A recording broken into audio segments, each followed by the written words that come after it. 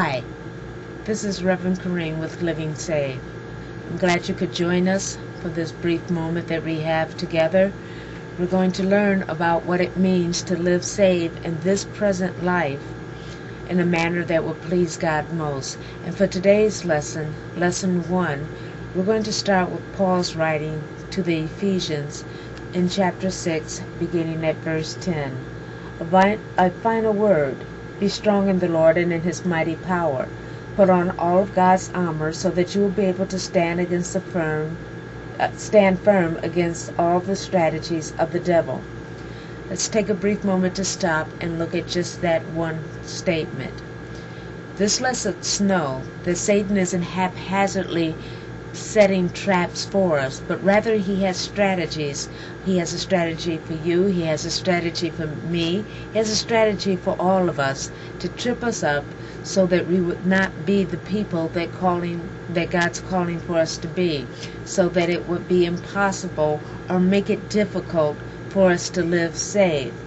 So let's keep that in mind, that there are strategies that Satan is working against us. For we are not fighting against flesh and blood enemies, but against evil rulers and authorities of the unseen world, against the mighty powers in this dark world, and against evil spirits in heavenly places. Therefore, put on every piece of God's armor so that you will be able to resist the enemy in the time of evil. Then after the battle, you will be still standing firm.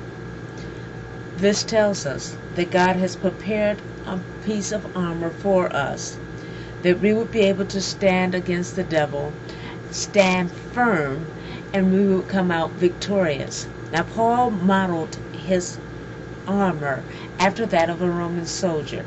The Roman soldier was protected from head to toe.